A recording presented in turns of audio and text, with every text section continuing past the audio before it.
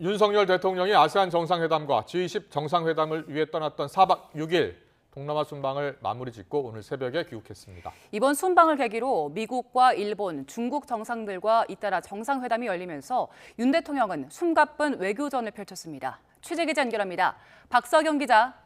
네, 용산 대통령실입니다. 네, 윤 대통령 부부 오늘 몇 시쯤 성남 서울공항에 도착한 겁니까?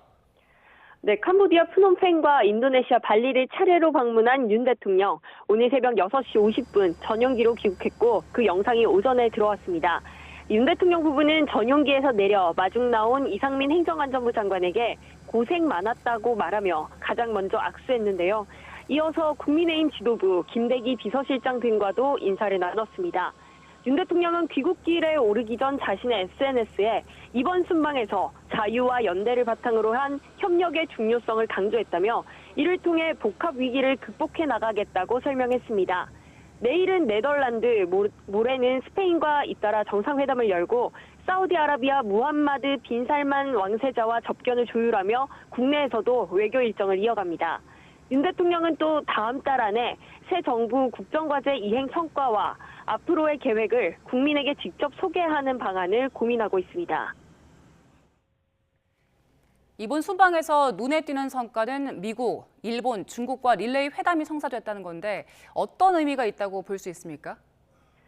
네, 윤 대통령은 이번 순방에서 한일 연쇄 회담을 하고 북한 도발에 강한 규탄 목소리를 내는 첫 공동 성명까지 채택하면서 대북 압박 수위를 끌어올렸습니다. 한미일 정상회담에서의 윤 대통령 발언 들어보겠습니다. 한미일 공조는 보편적 가치를 수호하고 한반도와 동북아의 평화 안정을 이루기 위한 강력한 보루입니다. 이후 시진핑 중국 국가주석과도 막판 조율이 이뤄지면서 윤 대통령 취임 이후에는 처음이고 또 2년 11개월 만에 한중 정상회담이 열렸습니다. 미국의 인도태평양 전략에 보조를 맞추면서도 또 한중 회담으로 대중 견제에는 거리를 두는 모양새를 취한 겁니다. 다만 중국과의 회담에서 두 정상 북한 문제를 놓고는 시각차를 보였습니다. 윤 대통령은 중국에 더욱 적극적이고 건설적인 역할을 기대한다고 촉구했는데요. 직접 들어보겠습니다. 중국의 역할이 매우 중요합니다. 한국은 중국과 긴밀히 소통하면서 협력해 나가야 합니다. 이것이 양국의 공동 이익에 부합하는 것입니다. 시진핑 주석은 북한이 호응할 경우에 윤 정부 대북 정책인 담대한 구상에 협력하겠다 이렇게 전제를 깔았습니다. 북한의 합리적인 우려를 균형적으로 해결해야 한다는 기존 견해를 되풀이한 것으로 해석됩니다. 김건희 여사도 이번 순방에 동행해서 단독 일정을 소화한 거죠? 네, 순방에 동행한 김건희 여사, 캄보디아 프놈펜에서 한국인 의료진이 세운 병원을 찾았습니다.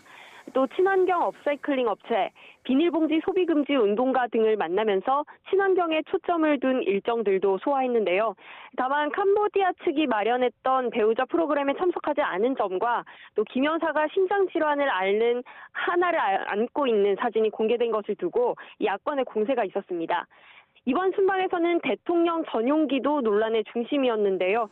대통령실은 순방 출국 이틀 전 왜곡 보도를 이유로 MBC 출입기자들의 전용기 탑승을 불허했고 이에 반발해 일부 언론에서도 전용기 탑승을 거부하고 민항기로 이동했습니다. 순방 기간 동안 기내에서 별도의 간담회는 없었는데요. 이런 가운데 전용기에서 특정 언론사 기자들을 따로 불러 윤 대통령이 면담한 사실이 알려지면서 대통령실이 해명하기도 했습니다. 지금까지 용산 대통령실에서 YTN 박서경입니다.